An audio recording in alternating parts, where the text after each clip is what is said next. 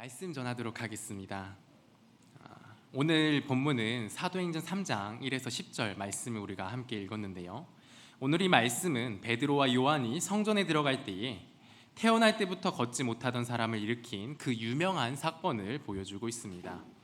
오늘 이 본문의 사건을 통해 우리가 받아가야 할 교훈들을 살펴볼 건데요. 오늘 이 사건은 그냥 베드로와 요한이라는 개인이 예수님의 이름의 능력으로 나면서부터 걷지 못하던 일을 걷게 하였다는 그런 단순한 사건이 아닙니다. 정확하게 오늘 사건을 이해하기 위해서는 이 사건 앞부분에 있었던 일을 우리가 놓쳐서는 안 되는데요. 어떤 일이 있었습니까? 성령이 임하는 사건이 있었습니다. 이 성령이 임하셔서 행하신 일은 바로 교회를 세우시는 일이었고요. 그러니까 이 베드로와 요한이 이 기적을 행하는 일에 앞서서 무엇이 먼저 일어났었냐? 교회가 세워지는 일이 있었던 것입니다. 교회가 세워지고 그러고 나서 바로 일어나는 일이 베드로와 요한이 이 못 걷는 일을 일으켜 세우는 그러한 일이었던 것인데요. 여기서 우리는 베드로와 요한이 단순히 유대인 2명 혹은 그리스도를 믿는 개인 정도로 보아서는 안 됩니다. 앞서 보았듯이 베드로와 요한은 교회로서 이 모든 일들을 행하고 있다는 점을 우리가 놓치지 말아야 할 것입니다. 그리고 태어날 때부터 걷지 못하는 사람은 죄인인 우리 인간의 모습을 보여주고 있다는 것을 보아야 하는데요. 여러분, 몸이 마비된 사람이 스스로 어떤 의미가 있는 일을 할 수 있을까요? 아니, 살아가기 위해 스스로 밥 먹고 볼일을 보는 그런 기본적인 것조차 제대로 할 수 있을까요? 없습니다. 그리고 무엇보다 스스로 자신의 마비를 풀어 다시 건강한 자로 회복할 수가 없습니다. 성경이 우리에게 가르쳐주는 복음의 가장 큰 전제가 무엇입니까? 우리 모두가 죄 가운데 태어났다는 것입니다. 이게 무슨 말이냐면 인간은 모두 죄인이라는 것입니다. 그리고 죄인이라는 것은 인간이 세상의 죄와 자기 자신의 죄로 말미암아 모든 고통과 어려움 가운데 있는데 그곳에서 스스로 빠져나오지 못할 정도로 연약하고 죄에 대항하여서는 아무것도 하지 못하는 그런 비참한 존재라는 내용까지 모두 포함하고 있는 것입니다. 그리고 모든 인간이 태어날 때부터 죄인이라고 성경은 이야기하고 있습니다. 실로 우리 모두는 죄 없이 태어나지 않았습니다. 그래서 다윗은 이렇게까지 말하죠. 내가 죄악 중에 출생하였으며 모친이 죄 중에 나를 잉태하였나이다. 세상을 보십시오. 사람들이 행동하는 방식을 보십시오. 그리고 우리 자신이 어떻게 행동하는지를 보십시오. 우리가 흔히 어린아이는 죄가 없다는 말을 많이 합니다. 그런데 정말 그러합니까? 실제로 아이를 키우는 부모님들은 알 것입니다. 하나같이 아이가 가지는 죄된 본성이 너무나도 깊다라는 것을 말이죠. 그래서 아이를 무엇이라고도 부릅니까? 작은 악마라고도 부르죠. 어린아이마저도 부모가 하지 말라고 하는 일을 하는 것입니다. 그렇다면 아이 안에 무엇이 있기에 아이는 하지 말라는 바로 그 일을 하는 걸까요? 아이가 처음 자신의 의지를 가지고 사용할 때 거의 예외 없이 불순종을 합니다. 거의 예외 없이 자기가 말을 할 수 있게 되는 순간 무엇을 외치는 줄 아십니까? 싫어를 외칩니다. 그 이유는 무엇일까요? 대답은 하나뿐입니다. 우리 인간은 백지 상태에서 시작하는 것이 아니라는 것입니다. 우리 인류는 하나같이 조상들로부터 죄라는 것을 물려받고 있다는 것이죠. 오늘 본문에 걷지 못하는 이 거지, 이 사람이 바로 이러한 우리 모든 인간의 상태를 보여주는 하나의 그림입니다. 죄가 인간을 어떻게 만드는지를 보여주는 것인데요. 그것은 바로 죄가 인간을 마비시킨다는 것입니다. 이 거지는 가지고 있는 입을 통해 말할 수 있었고요. 손을 통해 다른 것들을 할 수 있는 상황임에도 불구하고 걷지 못하는 것 때문에 이것으로 인해 아무것도 할 수 없는 마비에 빠져버렸습니다. 그는 쓸모없는 자가 되어버렸습니다. 마비가 인간에게 만든 가장 큰 비극이 무엇인지 아십니까? 바로 하나님을 아는 일에 마비되게 되었다는 것입니다. 하나님을 알지 못하는 것에서 하나님에 대한 무수한 오해와 편견을 갖게 하였고요. 이것이 사람이 하나님을 모욕하고 하나님과 분리되어 떠나 있게 된 근본적인 이유입니다. 과학을 통해 발견하는 수많은 것들이 있죠. 그래서 이것으로 언젠가는 하나님마저도 알 수 있게 되리라고 이야기합니다. 그러나 단언하건대 인간이 과학이든 그 무엇이 되었든 스스로는 결코 하나님을 찾지 못할 것입니다. 왜냐하면 인간은 마비된 상태이기 때문입니다. 또한 마비는 인간이 마귀와 유혹과 죄를 정복하지 못하는 완전히 무능력한 존재로 만들어버렸습니다. 전혀 죄를 짓지 않는 사람이 한 사람이라도 있나요? 우리는 유혹을 받으면 언제나 이겨낼 수 있나요? 우리는 잘못이라는 것을 알면서도 같은 일을 반복한 적이 정말 한 번도 없습니까? 이러한 질문만으로도 우리의 진정한 현실을 직시하기에는 충분할 것입니다. 여러분, 우리는 우리 자신을 주저앉히고 무엇 하나 스스로 제대로 하지 못하게 하는 무서운 마비 증세를 앓고 있습니다. 본문에 걷지 못하는 거지를 통해 알 수 있는 것 두 번째는 세상이 우리를 도울 수 없다는 것입니다. 이 거지를 보십시오. 거지가 되지 않을 수 있었던 가장 중요한 게 무엇입니까? 걷게 되는 일이었습니다. 걷지를 못하니 일을 하지 못했고 일을 못하니 거지가 될 수밖에 없었던 것입니다. 그리고 먹고 사는 문제를 떠나 그가 겪는 모든 어려움과 제한은 그가 걷지 못한다는 것에 있어서 다 나왔습니다. 그런데 그런 그에게 세상이 해준 게 무엇입니까? 그의 마비된 다리를 움직이게 해준 것은 아무것도 없었습니다. 기껏해야 동전 몇 푼을 던져주는 자선밖에는 베풀어준 것이 없지요. 지금 우리가 살아가고 있는 시대도 저 때와 다를 바가 전혀 없습니다. 세상은 행위로 가득합니다. 정치, 사회, 교육, 오락 등 세상의 모든 면에서 사람들은 노력하며 자신의 모든 능력들을 최대한 발휘하고자 합니다.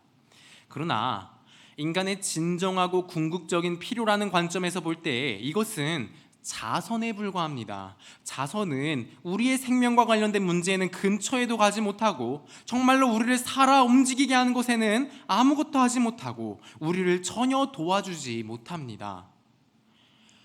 물론 세상은 일시적인 위안을, 일시적인 도움과 유익들을 우리에게 줄 수 있습니다. 음식과 여러 물건들을 사며 어느 정도의 즐거움 또한 얻을 수 있게 해줍니다. 그런데 이것이 세상이 우리에게 줄 수 있는, 세상이 할 수 있는 전부입니다. 세상은 그 모든 지식으로도 우리의 문제를 해결할 수 없습니다. 여러분이 아무리 좋은 영상을 찾아보고 뛰어난 사람을 찾아갈지라도 궁극적인 문제 해결을 위한 어떤 도움도 얻지 못할 것입니다. 그래도 오락거리는 많이 얻게 될 것입니다. 드라마나 영화, 세상의 여러 관계와 취미들을 통해 자신의 문제를 잊고 잠시 행복감을 느낄 수는 있을 것입니다. 그렇지만 그것도 잠시, 우리는 자신에게 여전히 문제가 있다는 사실을 필히 마주하게 될 것입니다. 거지를 통해 볼 수 있는 세 번째 사실은 그가 교회의 잘못된 것들을 기대하고 있다는 것입니다. 이 거지는 베드로와 요한이 성전에 올라왔을 때 잘못된 것을 구하고 있습니다. 무엇입니까? 그는 돈 몇 푼을 자신에게 줄 것을 그들에게 바랐습니다. 5절인데요. 그가 그들에게서 무엇을 얻을까요? 바라보거늘. 이 거지의 잘못은 바로 이 부분이었습니다. 이것은 우리 시대의 비극이기도 합니다. 세상은 정말 교회가 줄 수 있는 것을 바라지 않고 자꾸만 다른 것을 자신들에게 주기를 바랍니다. 교회에 대한 잘못된 개념과 생각들로 세상은 마비되어 있습니다. 교회 또한 어떤 의미에서 마비되어 있습니다. 교회조차 이 잘못된 개념, 무엇을 얻을까 하여를 조장하기 때문입니다. 세상은 교회로부터 온갖 것을 기대합니다. 교회가 도덕적 가르침을 주어 세상을 도덕적으로 향상되게 하는 것을 기대하는 사람들이 있습니다. 어떤 사람들은 멋진 음악을 듣기 위해 그러한 교회를 찾아갑니다. 마치 멋진 음악을 들려주는 것이 교회의 임무인 것처럼 말입니다. 또 어떤 사람들은 교회 내에 사무실, 체육관, 기타 문화시설 등 편의시설이 잘 되어 있는 교회를 찾아갑니다. 마치 그것이 교회의 임무인 것처럼 말입니다. 또 어떤 사람들은 여러 오락거리와 프로그램을 잘 제공하는 교회를 찾아갑니다. 마치 그것들을 통해 자신들의 우울함을 잊게 하고 즐겁게 하는 것이 교회의 사명인 것처럼 말입니다. 또 어떤 사람들은 철학적 가르침과 박식한 강연을 들으러 교회에 갑니다. 마치 교회의 사명이 사람들의 지성을 만족시키는 것에 있는 것처럼 말입니다. 요즘에는 또 교회에서 심리치료를 기대하는 사람들이 많이 있다고 합니다. 분명 세상은 더 발전되고 더 좋아지고 있다면서 그렇게나 이야기하고 있는데요. 그럼에도 그 속에서 사람들의 정신은 오히려 갈수록 나빠지고 피폐해지고 있는 것이 현실이죠. 현대인은 어떤 정신병이라도 하나 정도는, 현대인이라면 꼭 하나는 반드시 가지고 있다는 이야기가 나올 정도이니 말입니다. 이러한 시대적 상황 속에서 교회는 듣기 좋은 찬송으로 사람을 위로하고 설교를 통해 소위 긍정적 사고를 주입해 주어야 하며, 교회 내 그룹이나 개인 모임 중에는 서로의 어려움을 들어주기만 하면 되고 하나님이나 신앙적인 이야기는 자제해야 한다고 합니다. 얘기하더라도 소망과 희망을 주는 이야기만을 잘 전달해야 한다고 이야기합니다. 마치 그것이 교회의 사명인 것처럼 말입니다. 또 어떤 사람들은 정치적인 선언, 정치적인 행동과 개혁을 일으킬 것을 기대합니다. 이들에 따르면 교회는 항상 정치인들의 활동에 대한 의견을 제시해야 하고 해야 할 일을 강력하게 주장하거나 혹은 어떤 것에 대해서는 강력히 저항하는 일을 교회가 앞장서서 해야 한다라고 주장을 합니다. 또 어떤 사람들은 교회의 사명을 순전히 사회사업, 가난하고 도움이 필요한 자들을 돕는 구제사역이라고 말하기도 합니다. 그런데요, 여러분, 우리가 정말 잘 생각해 봐야 할 것입니다. 이 모든 것들 다 어디서도 할 수 있는 일들입니까? 세상에서도 할 수 있는 일들입니다. 정부가, 사회단체들이 스스로 얼마든지 할 수 있는 일들입니다. 교회의 일이 아닙니다. 그렇다고 교회가 이런 일을 해서는 안 된다, 그런 말로 말씀드리는 말이 아닙니다. 다만 이 일들이 교회의 주된 일이 아니라는 것입니다. 이것들이 교회의 사명은 아니라는 것입니다. 이 일들은 교회가 목숨 걸고 지켜내고 수행해야 하는 일이 아닙니다. 이 일들을 해내거나 못 해내는 것에 교회가 교회되고 교회가 교회되지 않는 교회의 정체성이 달린 문제는 아니라는 것입니다. 이것을 베드로는 은과 금은 내게 없거니와 라는 말을, 그 자기에게 은과 금을 바라고 있는 거지에게 너무나도 단호하게 표현함으로써 우리 교회의 본질적 사명이 무엇인지를 너무도 분명하게 보여주고 있는 것입니다. 여러분은 무엇 때문에 교회에 나오고 계시며 교회에 무엇을 요구하고 계십니까? 교회에 요구하고 있는 어떤 은과 금이 있으십니까? 교회는 같이 어울릴 만한 친구들 혹은 나의 삶에 유익을 주는 인맥이 제공되어야 하는 곳이라고 생각하십니까? 나의 세상적인 성공과 건강을 챙겨줄 수 있는 그러한 곳이라고 생각하고 계십니까? 내 자녀에게 좋은 대학과 좋은 직장을 보장해주거나 그 정도는 아니더라도 어느 정도 도움은 줘야 하는 그런 곳이라고 생각하십니까? 훌륭하고 완성도 높은 음악으로 내 귀를 즐겁게 하고 나를 흥분케 하는 것이 제공되어야 하는 곳이라고 생각하고 계십니까? 심리적인 안정이나 한 주를 열심히 살아갈 긍정적 원동력을 얻기 위한 곳이라고 생각하고 계시나요? 여러분, 우리 인간이 지금 어떤 문제에 빠져 있는지를 정확하게 알아야 합니다. 우리에게는 지금 저러한 것들이 필요한 것이 아닙니다. 단순히 겉표면의 문제만을 보며 겉표면의 문제적 증상을 없애는 데에 우리의 모든 정신을 빼앗겨서는 안 됩니다. 인간의 문제는 단순히 무언가를 몰라서, 뭐가 부족해서, 지식이 부족해서 발생하고 있는 것이 아닙니다. 인간의 모든 문제는 궁극적으로 인간 안에 있는 죄 때문입니다. 솔직히 과거에 비해 얼마나 우리 현대인들은 많은 지식을 제공받고 있고 또 얼마나 많은 지식을 배우고 있습니까? 평생 직장, 평생 교육이라며 정말 죽을 때까지 끊임없이 배우고 지식을 쌓고 있는 것이 바로 오늘 우리가 살아가는 이 시대의 모습입니다.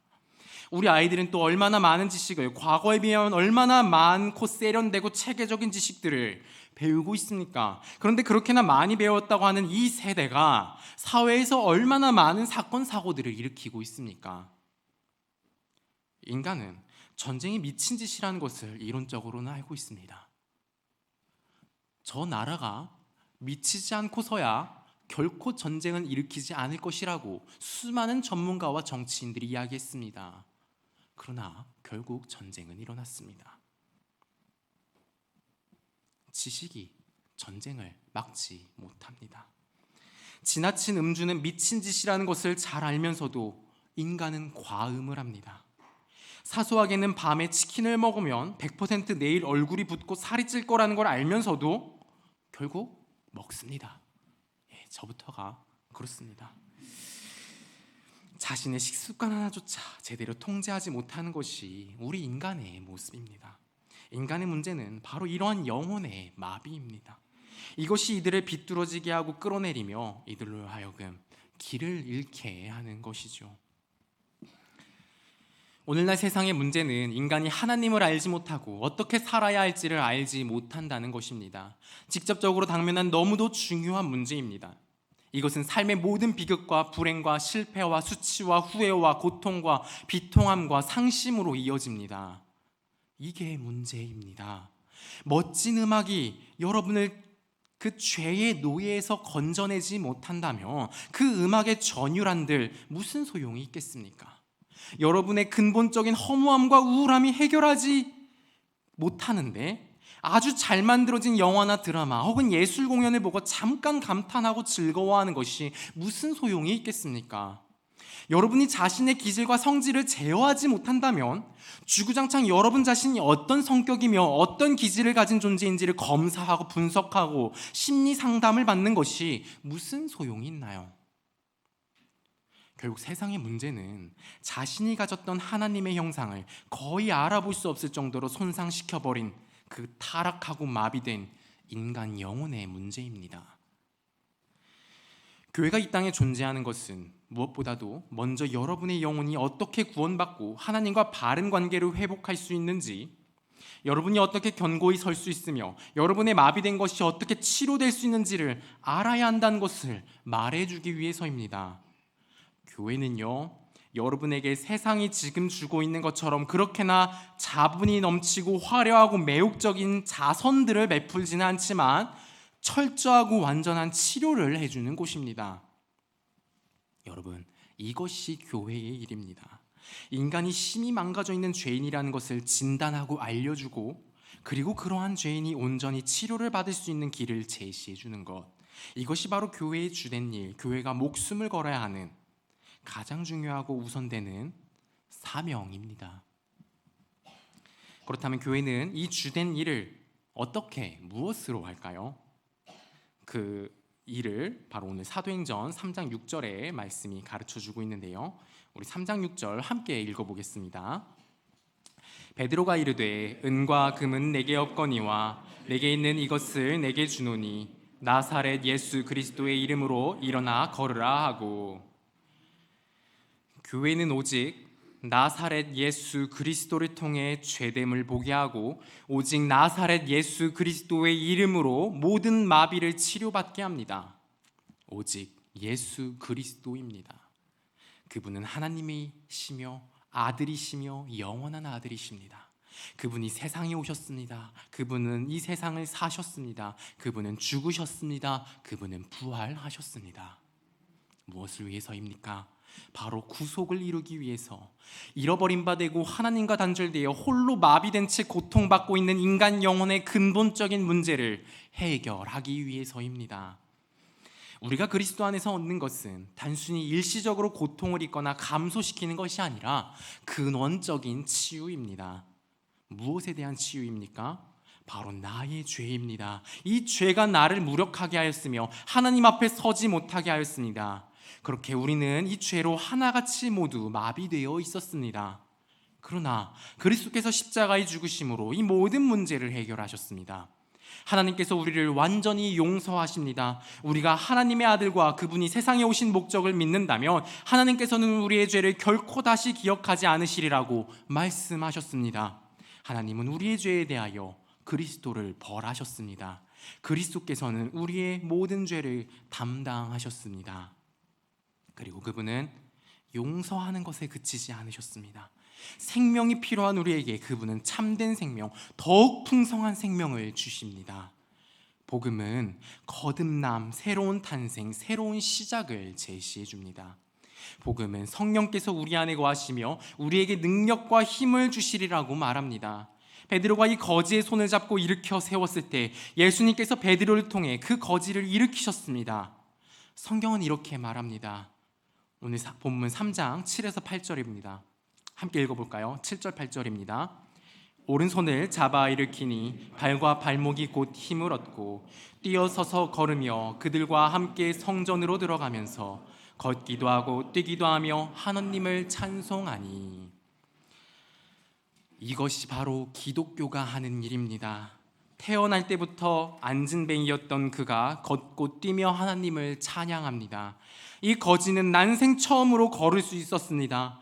마비는 사라졌습니다. 그는 충만한 삶을 살 수 있게 되었습니다. 이것이 복음의 약속이며 복음의 능력입니다. 발과 발목이 곧 힘을 얻고 라고 합니다. 여기서 곧이라는 단어에도 주목해 보아야 합니다. 여기서 곧이라는 것은 즉시라는 의미인데요, 이 복음의 메시지는 우리에게 이것과 저것을 시작하라, 성경을 읽고 기도하라, 이것과 저것을 중단하라, 교회에 오라, 그러면 잠시 후 당신은 점차적으로 그리스도인이 될 것이다 라고 말하지 않습니다. 즉시, 지금, 당장입니다. 조금도 지체함이 없습니다. 왜냐하면 이것은 우리가 하는 일이 아니라 그리스도께서 행하시는 일이기 때문입니다. 그러므로 나사렛 예수 그리스도의 이름으로 걸으라 라는 이것은 오직 예수 그리스도를 믿음으로 의롭게 되고 회복되는 것을 말하고 있는 것입니다. 그리고 이것은 초대입니다. 이것은 순전히 은혜입니다. 이것은 하나님의 선물이며 부활하신 그리스도의 역사입니다.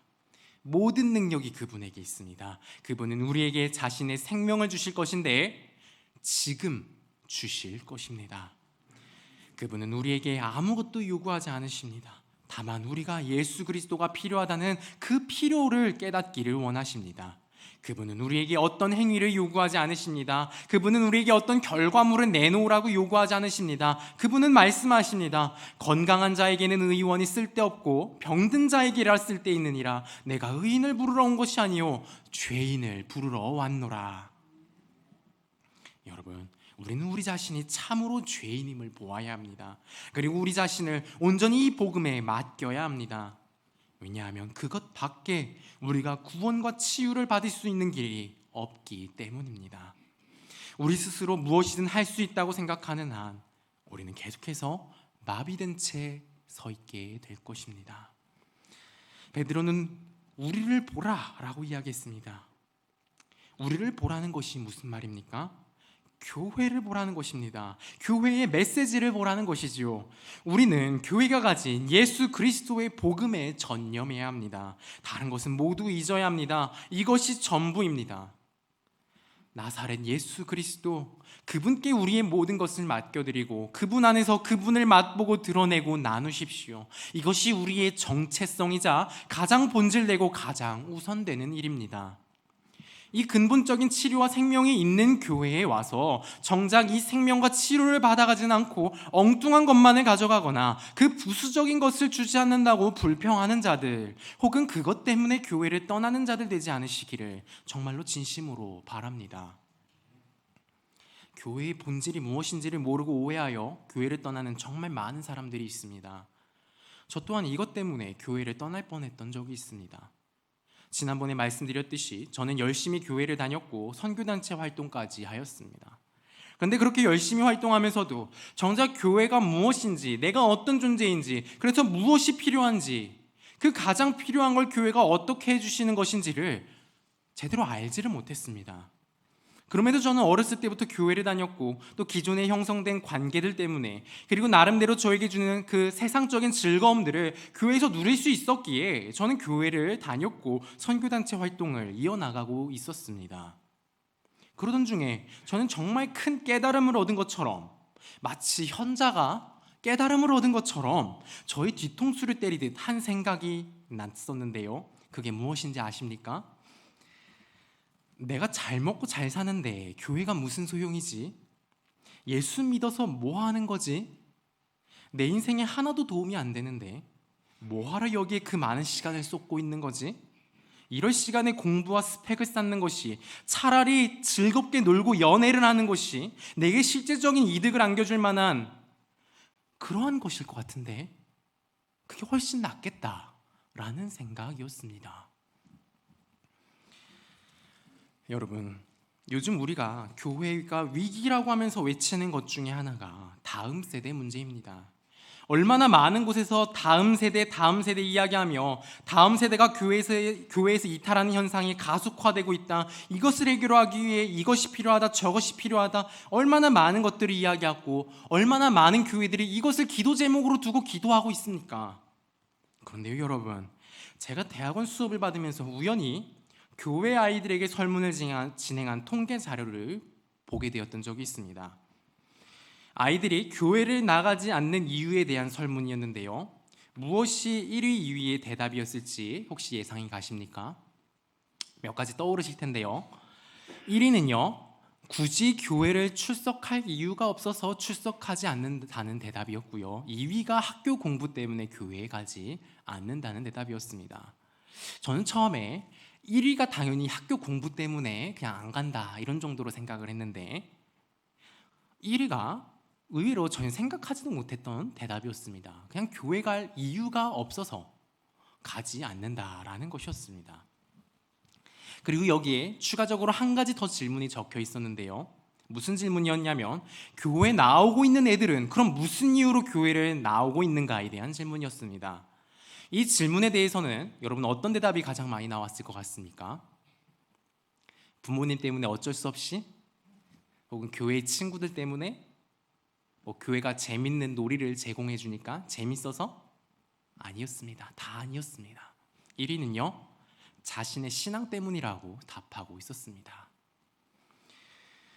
솔직히 지금 한국 교회가 과거에 비해 아이들에게 투자하는 돈이 부족합니까?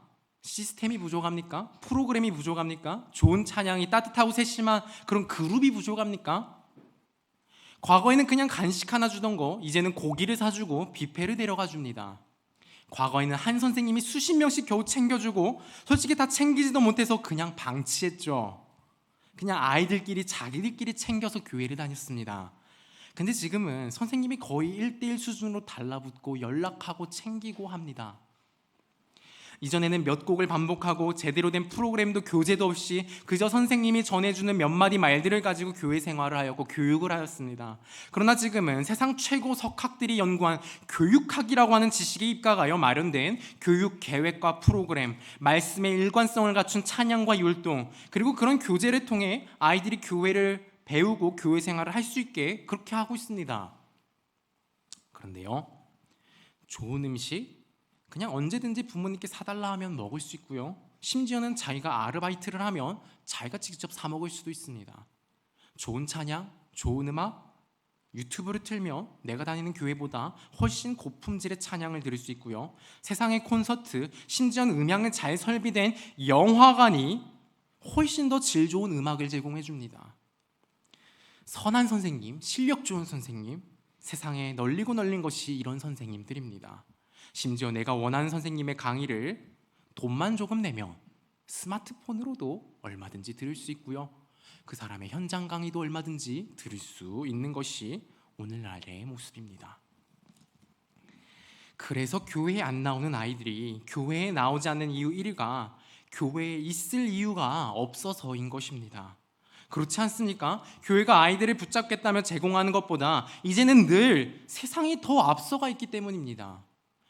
성도 여러분, 결국 모든 것에 있어서 세상에 뒤지고 있는 한국교회의 현실 가운데 살아가고 있습니다.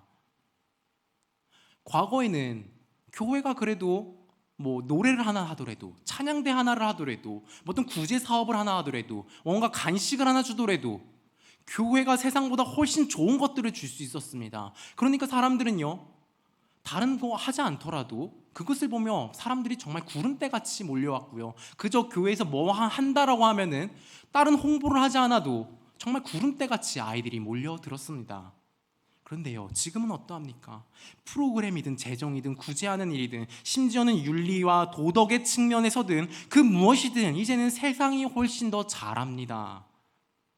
물론 몇몇 대형교회들은 지금도 세상보다 잘하고 더 좋은 것들을 제공하고 있는 교회들도 있지요. 근데요, 그런 교회가 얼마나 되겠습니까?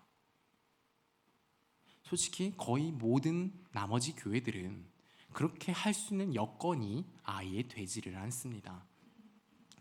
참으로 세상은 교회보다 훨씬 세련되었으며 매혹적입니다. 그런데 그런 와중에도 세상이 아니라 교회를 택하고 교회에 남아있는 아이들이 있습니다. 그리고 그 아이들이 자신이 교회에 남아있는 이유라며 가장 많이 대답하고 있는 대답이 여러분, 신앙 때문이라고 합니다. 그렇습니다. 우리 주 예수 그리스도에 대한 신앙, 그분이 우리를 위하여 행하여 주신 기쁜 소식인 복음, 그것이 아이들이 교회에 있게 하는 가장 큰 능력인 것입니다.